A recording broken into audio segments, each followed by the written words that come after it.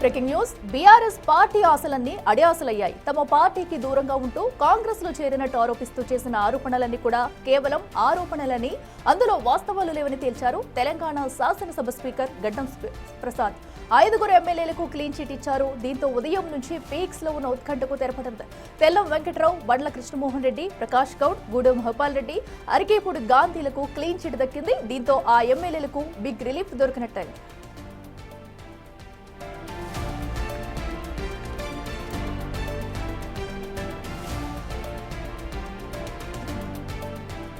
Party మారిన ఎమ్మెల్యేలంటూ మొత్తం 10 మందిపై BRS speaker కు ఫిర్యాదు చేసింది. వారిపై వెంటనే అనర్హత వేటు వేయాలని కోరింది. విచారణ చాలా నెలల పాటు కొనసాగుతుండటంతో ఈ అంశంపై బీఆర్ఎస్ సుప్రీంకోర్టుకు వెళ్లింది. అత్యున్నత న్యాయస్థానంలో కూడా విచారణ జరిగింది. చివరికి సుప్రీంకోర్టు ఆగ్రహం వ్యక్తం చేస్తూ డిసెంబర్ 18న డెడ్ లైన్ గా విధించింది.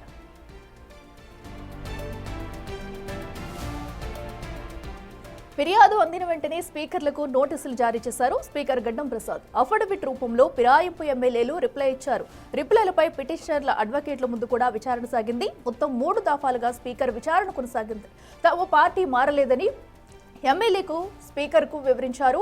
నియోజకవర్గ అభివృద్ధి కోసమే సీఎంను కలిశామని క్లారిటీ ఇచ్చారు. అయితే పార్టీ ఫిరాయించారని వచ్చిన పేపర్ క్లిప్పింగ్స్, వీడియో క్లిప్స్ ను స్పీకర్కి ఇచ్చారు పిటిషనర్లు.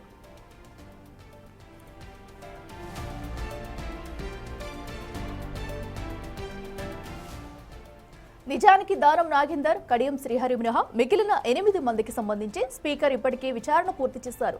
ఈ రోజు 5 ఎమ్మెల్యేలపై నిర్ణయం తీసుకున్నారు స్పీకర్ గడ్డం ప్రసాద్. వారందరికీ క్లీన్ చిట్ ఇచ్చేశారు. ఇక మరో 3 ఎమ్మెల్యేలకు సంబంధించి రేపు నిర్ణయం తీసుకున్నారు. మరి వారికి సంబంధించి ఎలాంటి నిర్ణయం వస్తుందనేది ఇప్పుడు ఇంట్రెస్టింగ్ గా మారింది.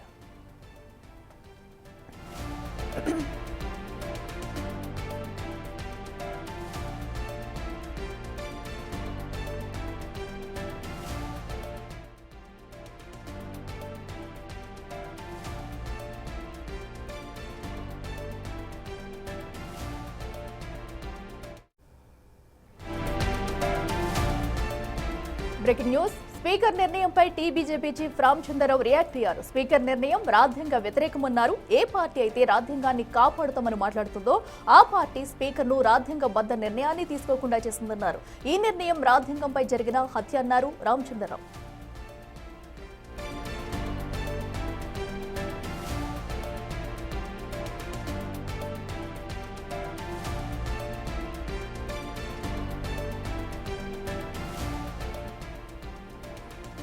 నిర్ణయము పార్టీ ఫిరాయింపుల సంబంధించినటువంటి ఎమ్మెల్యేల పైన ఇది రాజ్యాంగ వ్యతిరేకమైనటువంటి నిర్ణయం.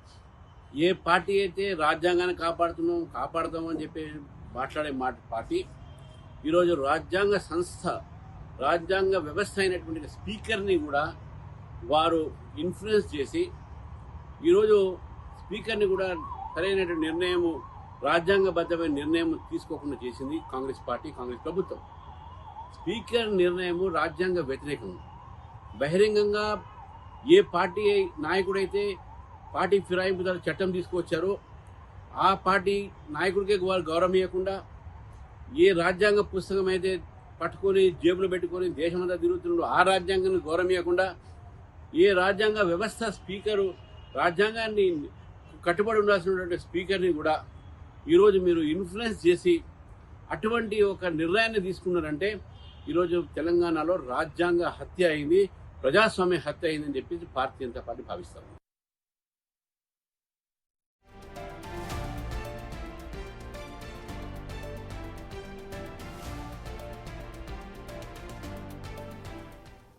ఇక పార్టీ ఫిరాయింపు ఎమ్మెల్యేల అర్హతపై కూడా అటు స్పీకర్ తీసుకున్న నిర్ణయాన్ని సైతం టీబీజేపీ చీఫ్ రామచంద్రరావు అయితే పూర్తిగా ఖండించారు. రాజ్యాంగ విరుద్ధంగా నిర్ణయం తీసుకున్నారంటూ సంచలన వ్యాఖ్యలు చేశారు. ఇక మరింత సమాచారం మా ప్రతినిధి వెంకట్ అందిస్తారు. వెంకట్, చెప్పండి. సో రామచంద్రరావు చేసిన వ్యాఖ్యలను ఎలా చూడాలంటారు? ఎందుకంటే ఇది ఒక హత్య చేసినట్టు అంటూ కూడా ఆయన కొన్ని కీలక వ్యాఖ్యలు చేశారు. అప్డేట్స్ ఏంటి?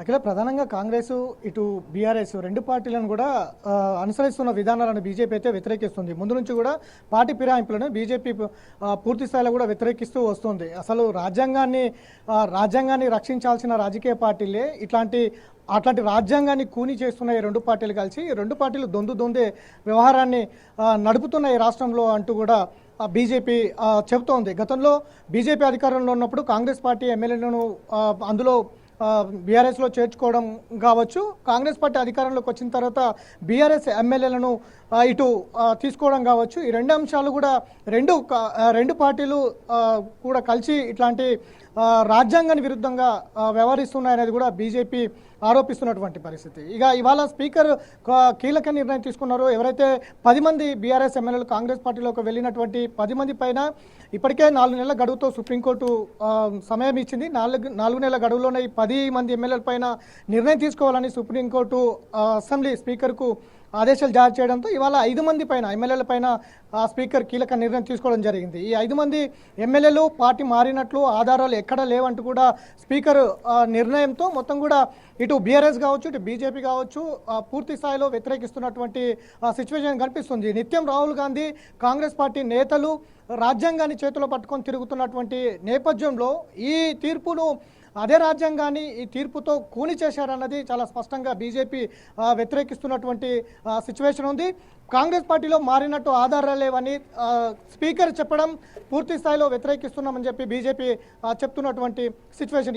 ఈ 5గురు కాదు, ఇంకొక 5గురు ఎమ్మెల్యేల పైన తీర్పు ఎప్పుడు చెప్తారు? ఇప్పుడు 5గురు కాంగ్రెస్ పార్టీలో లేరు అని చెప్తోంది స్పీకరు. కానీ రేపటి నుంచి బీఆర్ఎస్ కండోలు కప్పుకుంటారా? బీఆర్ఎస్ పార్టీ రేపు నిర్వహించే సమావేశాలకు ఈ 5 మంది ఎమ్మెల్యేలు పాల్గొంటారా అంటూ కూడా బీజేపీ క్వశ్చన్ చేస్తున్నటువంటి సిచ్యువేషన్ అయితే స్పష్టంగా కనిపిస్తోంది. అట్లనే అనేక సార్లు అనేక సభలలో ప్రజా పరిపాలన నచ్చి కాంగ్రెస్ పార్టీ వైపుకు వెళ్లాల్సి వచ్చిందనేది ఈ 10 మంది ఎమ్మెల్యేలు అనేక సందర్భాల్లో చెప్పినటువంటి నేపథ్యం కూడా ఉంది.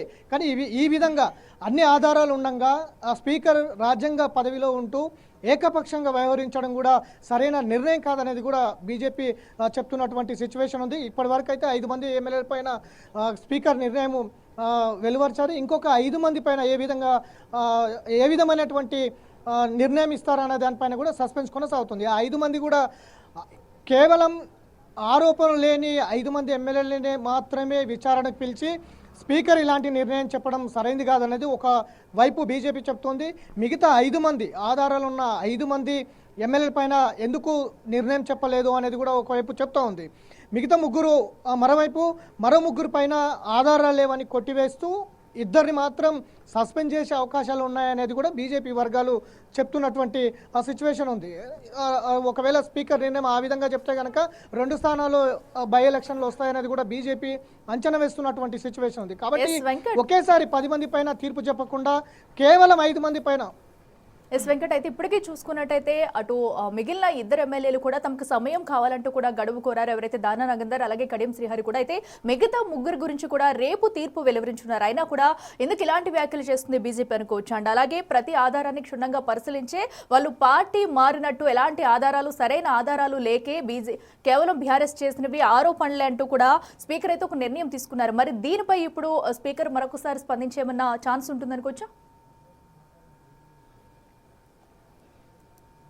ఖచ్చితంగా ఇప్పటివరకు అయితే అన్ని ఆధారాలు ఏదైతే తీర్పుకు సంబంధించిన ఆధారాలు కావచ్చు, ఇప్పటివరకు ఉన్న అంశాలన్నీ కావచ్చు పబ్లిక్ డొమైన్లో పెట్టాలనేది పట్టుబడుతున్నారు. ఇటు బీజేపీ కావచ్చు, బీఆర్ఎస్ కావచ్చు. పబ్లిక్ డొమైన్లో పెట్టామో ఆ తీర్పుకు సంబంధించిన అంశాలన్నీ కూడా ఇప్పటికే స్పీకర్ నుంచి ప్రకటన కూడా రావడం జరిగింది. సో బీజేపీ అందుకు భిన్నంగా ఇప్పటికే దానం నాగేందర్ పైన కోర్టుకు వెళ్ళడం జరిగింది, పిటిషన్ దాఖలు వేయడం కూడా జరిగింది. ఆయన మొత్తం కూడా దానం నాగేందర్ కాంగ్రెస్కు వెళ్తున్నట్టు కండవ కప్పుకున్నట్టు ఆధారాలు ఉన్నాయి. ఈ ఆధారాలు ఉన్నాయి కాబట్టి ఖచ్చితంగా ఆయనని సస్పెండ్ చేయాలంటూ కూడా ఎమ్మెల్యే పదవికి అనర్హుడు అంటూ కూడా ఇప్పటికే స్పీకర్కు ఫిర్యాదు చేసింది. దాంతోపాటు కోర్టు కూడా వెళ్ళడం జరిగింది. దానం నాగేందర్ ఖైరతాబాద్కు సంబంధించిన అంశంలో ఉప ఎన్నిక వస్తుందని కూడా చెప్తా ఉంది బీజేపీ. దాంతోపాటు కడియం శ్రీహరికి సంబంధించిన ఉప ఎన్నిక కూడా వస్తుందని చెప్తా ఉంది. ఈ 2 ఎమ్మెల్యేల పరిస్థితి ఏ విధంగా ఉంటుంది, స్పీకర్ నిర్ణయం ఏ విధంగా ఉంటుంది అనే దానిపైన కూడా బీజేపీ అంచనా వేస్తోంది. దానికి సిద్ధం కూడా ఒకవేళ బై ఎలక్షన్లు వచ్చినా కూడా దానికి సంబంధించిన అంశాల్లో కూడా ముందుకు వెళ్తోంది. ఇప్పుడు 5 మంది ఎమ్మెల్యేలకు ఎమ్మెల్యేల పైన కేవలం తీర్పు చెప్పడం పైన బీజేపీ తీవ్రస్థాయిలో వ్యతిరేకిస్తుంది. రాజ్యాంగాన్ని అపహాస్యం చేసింది, రాజ్యాంగాన్ని కూని చేసింది.